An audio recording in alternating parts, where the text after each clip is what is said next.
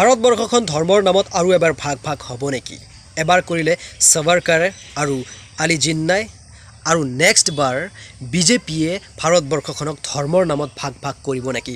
তাৰ কিছু উদাহৰণ দেখা পাইছে আমাৰ ভাৰতবৰ্ষ। বিজেপিৰ ভোট বেংকৰ এডভাৰটাইজমেণ্টত মুছলমান জাতিটোক এটা আক্ৰমণকাৰী জাতি, অবৈধ দখলকাৰী, মুছলমানক অবৈধ ঘুষপেটি হিচাপে দেখাবলৈ চেষ্টা কৰিছে বিজেপিয়ে। আচলতে আমাৰ ভাৰতবৰ্ষত মুছলমানক ঘৃণা চকুৰে চালে, মুছলমানক বেয়া কথা ক'লে, মুছলমানক অবৈধ ঘুষপেটি বুলি দেখালে ভোট পোৱা যায় নেকি?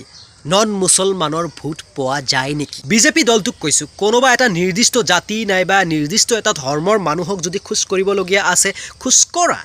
কিন্তু খোজ কৰিবলৈ গৈ মুছলমানক কিয় টাৰ্গেট কৰা হৈছে? মুছলমানক অবৈধ ঘুষপেটি বুলি দেখুওৱা কিয় হৈছে? ৰিচেণ্টলি আমাৰ অসমৰ কৰিমগঞ্জ জিলাৰ নাম ৰিনেম কৰি বনালে Sribhumi. What is this?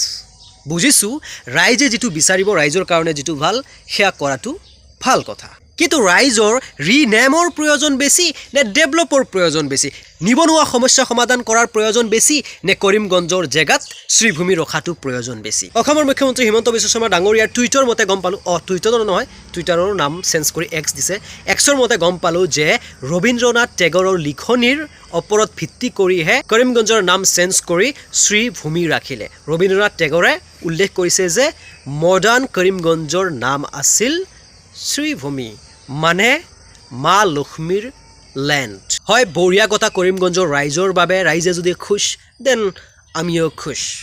History মতে হৈছে, ইতিহাস মতে হৈছে, চ' ইটছ গুড। কিন্তু মই ভাবোঁ এই নাম চেঞ্জ কৰাটোৰ মাজতো এটা উদ্দেশ্য লুকাই আছে। এতিয়া কিছু নিউজ পৰ্টেলে সুযোগ লৈছে, কৰিমগঞ্জৰ কৰিমটো চেঞ্জ কৰি শ্ৰীভূমি ৰখা হ'ল।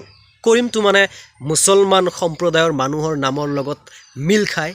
চ' মানে তেনেকুৱা কথা হ'ল নহয়। ক'বলগীয়া বহুত আছে, কিন্তু শুনাতকৈ বেছি বুজি পাবলগীয়াহে বেছি গুৰুত্বপূৰ্ণ।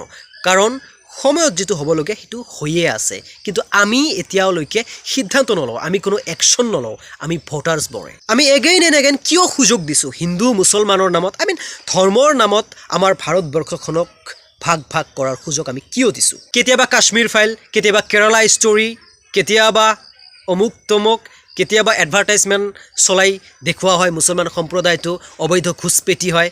ঘুষপেটিতো ঘুষপেটি, আৰু কি অবৈধ ঘুষপেটি হয়?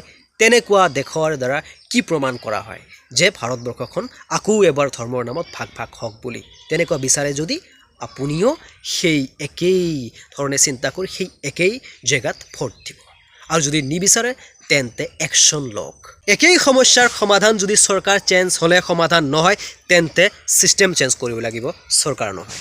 চ' আমি সচেতন নাগৰিকে একশ্যন ল'ব লাগিব, আৰু নতুন প্ৰজন্মই বেছিকৈ একশ্যন ল'ব লাগিব। যেনেধৰণে ফ্ৰান্সৰ নতুন প্ৰজন্মই ফ্ৰান্স ৰিভলিউশ্যন কৰি ছিষ্টেম চেঞ্জ কৰি দিছে, ঠিক তেনেধৰণে কৰিব লাগিব। চ' আশা কৰোঁ সকলোৱে বুজিবলৈ চেষ্টা কৰিব, কোনে আমাক ধৰ্মৰ নামত ভাগ ভাগ কৰাৰ চেষ্টা কৰি আছে আৰু কোনে আমাৰ কাষত থিয়া দি আমাক সহায় কৰাৰ কাৰণে চেষ্টা কৰি আছে। তেওঁৰ লগত থাকি দেশৰ লগতে আমি নিজেও উন্নতি কৰিব লাগিব। Be carefully, be peacefully. তো বাই বাই, পিছ আউট।